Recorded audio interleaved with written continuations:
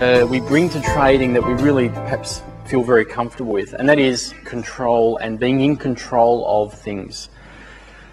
Again, we come from perhaps another walk of life, another profession, another endeavour in our life, and we do have a great deal of control. We may be a business owner, we may own our own practice, medical practice or something, and we have a huge influence and a great deal of control in what goes on within that environment.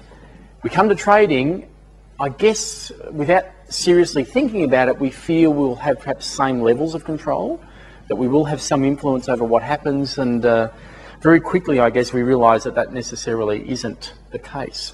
So what I'd like to just briefly talk about now is how much control we have at what points in time, because I think our control goes through a wide range. Let's talk about those now. I think leading up to our entry into a trade, we have huge amounts of control. Massive amount, maximum control we'll ever have. The reason why I say that is because leading up to the point in time of we enter the trade, we have absolute control to not take the trade in the first place.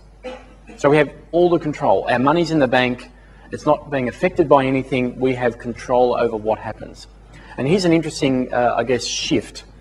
We talk about trading systems or trading plans or methods or whatever term you would like to use, and we are so focused on that method telling us when to get into trades. That's what it's designed to do, when to get us into trades. See, I believe that our trading plan is designed to keep us out of trades. Our trading plan is designed to say, no, you're not going to trade that, not on your life. Yeah, close, but no. Oh, hang on a second, come a little bit closer. Geez, I don't mind the look of this stock. This is looking quite good, it meets all my criteria. I probably don't have any reason in the world not to enter this trade. So all that time, we have maximum control to influence what our money is doing and what's happening to it. Well, the unfortunate reality is that when we cross the line and enter that trade, all that control that we had just into thin air, gone.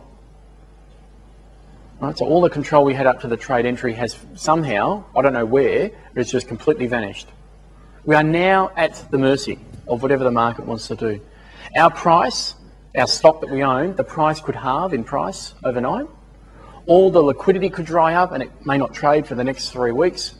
It could in fact not increase in price but also not decrease down to our stop loss. It could do that for the next 6 months. So all the control we had has completely gone. But one of the things I do believe we can control quite a fair bit is the losses. It is so vital that we cut our losses, we set in place a stop loss, and when the price reaches that stop loss, we decide to, that's it, close the trade, let's move on. I believe we have a fair amount of control to execute that and to make sure that happens. Right, so when it comes to controlling losses, notwithstanding, of course, that we may have one that does gap in price and fall 50%, and I guess we might all have one of those in our life, hopefully only one, but it probably may happen. But let's say we just undertakes a normal course of events and it just drifts down and moves down to our stop loss level. We have a fair amount of control right there and then to say, hang on, let's hit our stop loss. We've got 6 hours of trading today, pick any second within that 6 hours, and make the call and decide and actually place in the order to sell. So we have a huge amount of control to say that's it. That's it, move on. What I don't think we can control as much is the profits.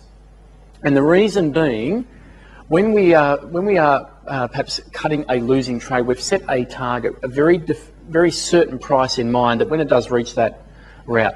But so far as something moving the other direction, we really just don't have a huge amount of control because we want it to go as far as it can, and it may dry up and it may just not move that far at all. So what I'm suggesting to you is when you have huge amounts of control, I want you to maximise that and take total advantage of that. And the 2 points we have that is before we actually enter the trade, and the second time is when that trade turns into a loss and hits our stop loss, you have huge amounts of control right there and then to say, that's it.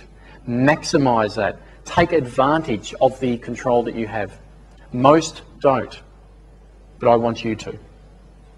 Dave, you look poised. Yeah, just to build on that as well, something that I recall reading in Dr. Van Tharp's book, which Stuart had mentioned earlier, he talks about the lotto bias. I don't know if anyone's actually read that book, but the lotto bias, it refers to the illusion of control that you get when you enter, let's say, the lotto or Tats Lotto.